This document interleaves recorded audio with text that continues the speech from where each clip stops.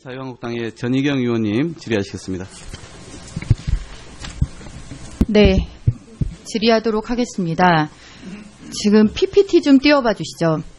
문재인 정부 출범 이제 며칠 후면은 6개월입니다. 6개월 동안 과연 국민들의 머릿속에 국민들께 무엇으로 각인이 되었나 보니까 한 3가지 정도인 것 같습니다. 아메리카노, 반려견과 산책, 그리고 치맥입니다.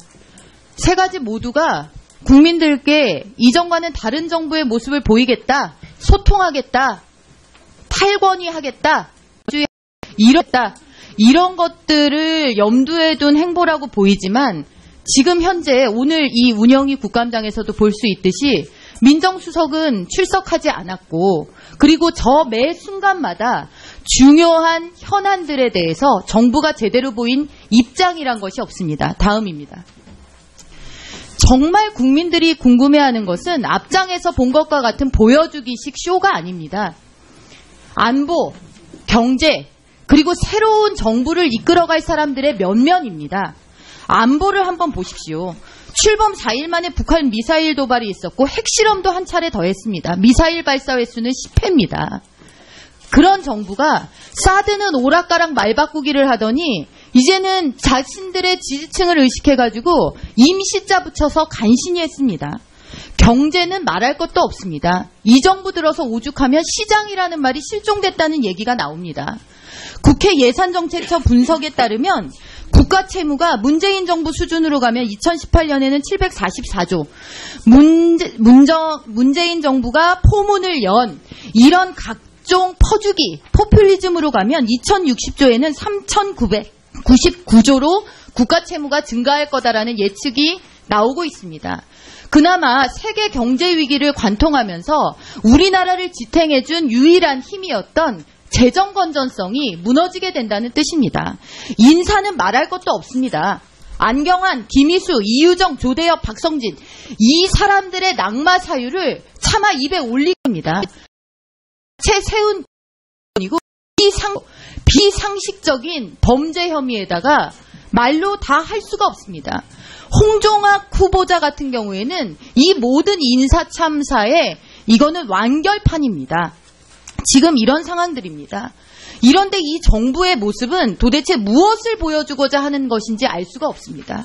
청와대 내부는 더 심각합니다. 다음입니다. 주사파 전대협이 장악한 청와대 과연 그 청와대의 면면과 실력 닿습니다.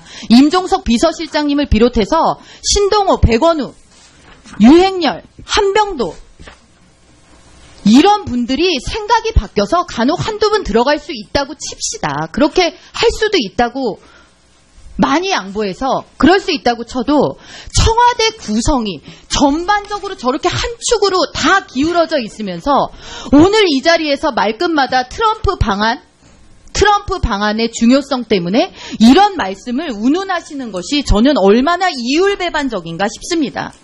의원님. 전대협의 의원님. 말씀 들으시고 하십시오. 전대협의 전문가 다 들으신 다음에 하십시오. 전대협의 강령과 회칙을 보면 전대협 강령 전문에는 미국을 반대하고 모든 외세에 부당한 등등해서 반미, 회칙에는 민족과 민중에 근거한 진보적 민주주의 구현을 밝히고 있습니다. 지금 청와대에 들어가 있는 전대협의 많은 인사들이 이런 사고에서 벗어났다는 어떠한 증거도 없습니다. 이런 사람들이 트럼프 방안에 대해서 과연 트럼프 방안에 맞춰서 반미 운동하겠다, 시위하겠다라고 하는 분들의 생각과 무엇이 다른지 알 수가 없습니다. 더더군다나 지금 전대협에서 얘기한 이 진보적 민주주의는 헌법재판소에서 통진당 해산 판결의 주요 이유였습니다. 이것이 북한식의 사회주의를 추종하는 것이다. 이런 것에 대해서 전혀 입장 정리도 안 되신 분들이 청와대 내에서 일을 하시니까 인사참사 발생하고 커피 들고 치맥하는 게 중요한 게 아닌데 그런 거 하느라고 지금 정작 중요한 안보, 경제 하나도 못 챙기는 겁니다. 사회부총리는 더 심각합니다. 이분은 온통 반대한민국적인 주의와 주장으로 점천될 길을 걸었고 국회에서 그렇게 많은 부적격 사유를 제시했음에도 불구하고 인사 강행됐습니다. 이런 분이 교육부총리로 교육을 틀어지고 있습니다. 이것에 대해서도 청와대는 아무런 입장과 국민들에 대한 최소한의 설득 노력도 하고 있지 않습니다. 다음입니다. 넘어가 주십시오.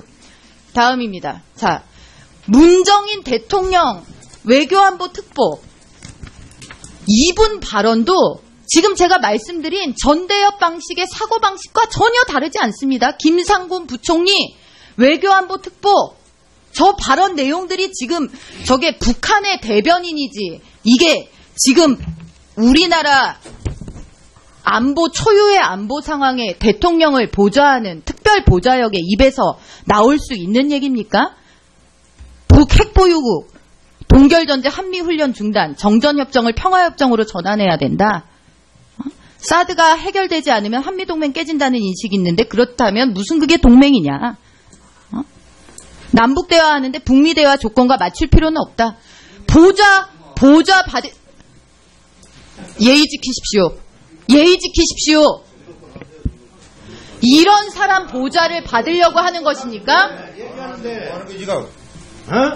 이런 식의 보좌를 받으시려고 뽑아놓은 거 아닙니까? 얘기하는데. 자, 질의가 진행되지 않습니다. 잠깐만 중단해 주십시오. 의원님들 질의 자, 중이기 때문에 일단 이렇게 문제투성이에 청와대에서 정책을 위반하고 그것을 각 부처에 하달을 하면서 하니까 지금 이 정부에 대해서 불신이 싹 트는 겁니다. 특히나 이 정부의 대북관과 대미관에 대해서는 전혀 신뢰할 수가 없습니다. 그리고 심지어 정의용 안보실장님, 도대체 문정인 특보의 이런 발언에 송영무 장관은 왜 보내신 겁니까? 네? 답변 드려요? 자, 답변해 보시죠. 실장님부터 답변해 주세요. 저부터 답변 드릴까요? 아니, 비서실장님부터. 의원님 말씀 매우 유감입니다. 제가 50하국, 60하국 때 자, 질의에 대한 답변 시간이기 때문에 답변만 듣겠습니다. 저는 전희경 의원님 말씀에 매우 모욕감을 느끼고 아주 강력한 유감의 뜻을 표합니다. 50하국, 60하국 때 정치 군인들이 광주를 짓밟고 민주주의를 유린하고 할 때 제가 의원님께서 어떻게 사셨는지 살펴보지는 않았습니다. 그러나 지금 의원님께서 거론하신 대부분의 그 사람들이 일단은 제 답변 인생을 걸고 살고 민주주의를 위해서 노력했습니다. 의원님께서 그렇게 말씀하실 정도로 부끄럽게 살지 않았습니다. 의원님들 잠깐만요. 양쪽 의원님들. 자, 지금은 답변을 듣는 시간이고요. 답변을 듣고 나서 필요하면 의사진행 발언을 해주시기 바랍니다. 잠깐만요. 자, 지금은 그게 질입니까? 의원님, 그게 질입니까? 그럼 매우 유감입니다. 국민의 대표답지 않게 질의하니까 그렇죠. 국민의 대표답지 않게 질의하니까 답변 드리는 겁니다. 무슨 말씀들을 그렇게 하시는 겁니까? 충분히 국회를 존중하고 저도 최선을 다해서 인내하고 답변해 왔습니다. 김선동 판사님, 무슨 말씀을 그렇게 하십니까? 잠깐만 앉으세요. 일단 앉으세요. 자, 의원님들 잠깐만. 자, 의원님들 잠깐만요. 의원님들 잠시만요. 자, 예, 잠깐만요. 우선 이렇게 하겠습니다. 우선은 질의나 답변하는 시간이 있기 때문에 답변을 짧게 하시고 의사진행 발언을 드릴 테니까요. 일단 답변을 마저 짧게 도움께서 해주시기 바랍니다. 더 답변할 필요는 느끼지 않습니다. 예. 답변을 못 하시겠죠? 자, 예, 안보실장님도 아까 질의를 받으셨으니까 안보실장 답변 드리겠습니다. 네. 저도 전희경 의원님 그 질의에 상당히 유감스럽게 생각을 합니다. 문재인 정부는 역대 어느 정부보다도 매우 어려운 아주 최악의 외교 안보 환경을 전 정부로부터 인수를 받았습니다. 또 인수위원회 시절도 없이 막바로 대통령에 취임해서 그동안 6개월간 그 어려운 실타래 같이 꼬인 안보 환경을 하나하나 지금 풀어가고 있습니다. 잘 아시겠습니다만 일본과는 전혀 대화가 없었습니다. 북한과는 완전히 관계가 단절되어 있었습니다. 중국과도 아무런 소통이 없었습니다. 미국과 관계가 좋다고 했습니다만 문제투성이었습니다. 이제 겨우 하나씩 풀어나가고 있습니다. 역대 그 어느 대통령보다도 짧은 시간 내에 리 대통령과는 4번 면담을 했고 5번이나 통화를 했습니다. 아베 총리와 같이 과거사 문제가 2번 있습니다만 2번 만나고 8번 통화를 했습니다. 얼마 전에 한중 관계도 회복을 했습니다. 문정인 특보는 특보일 뿐입니다. 정부의 공식 이 정부 입장을 공식으로 대변하는 분이 아닙니다. 사드 문제와 관해서 말 바꾸기 했다고 그러시는데 문재인 정부는 사드 문제에 대해서는 정권 초기서부터 일관되게 3가지 원칙을 천명을 하고 그 원칙대로 유지를 하고 있습니다. 첫째는 북핵 위협에 대한 우리 국민을 지키고 주한미군을 보호하기 위해서는 전 정부가 한 결정이라도 존중하겠다. 둘째는 그러나 절차적 민주적 투명성은 반드시 찾아야겠다.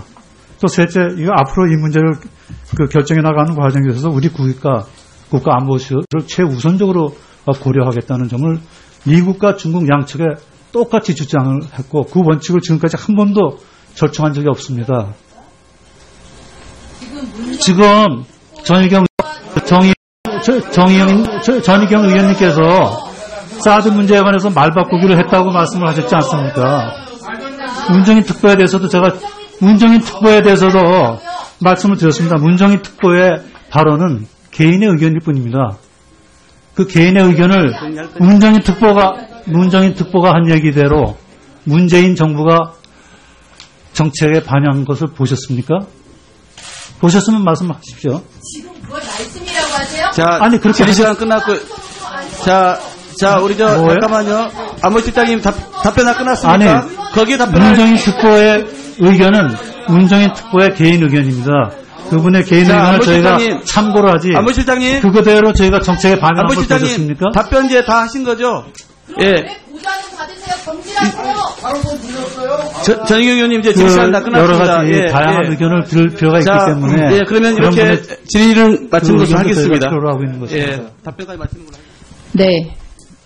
명백히 저는 질의 과정에서 헌법기관으로서의 저의 권리를 침해당했습니다. 질의 중간에 발언에 대해서 비아냥 섞인 끼어들기를 하고 그런 과정을 통해 가지고 명백히 제대로 된 질의를 하기 어려운 상황에 처했습니다. 이런 거는 있을 수 없는 일이라고 생각합니다. 그리고 지금은 누가 뭐래도 한반도 초유의 안보 위기 상황입니다. 그러면 한반도 초유의 위기 상황 속에서 청와대가 과연 어떤 대북관을 가지고 있는지, 어떤 대미관을 가지고 있는지, 그것이 한미동맹에 어떤 영향을 미칠지, 북핵 해법에는 어떤 영향을 미칠지가 굉장히 중요한 가늠추가 됩니다. 그렇기 때문에 청와대에 대다수 포진되어 있는 인사의 전대협 문제가 중요하다는 것이었습니다. 전대협 문제를 가지고 제가 뭐라고 그랬습니까?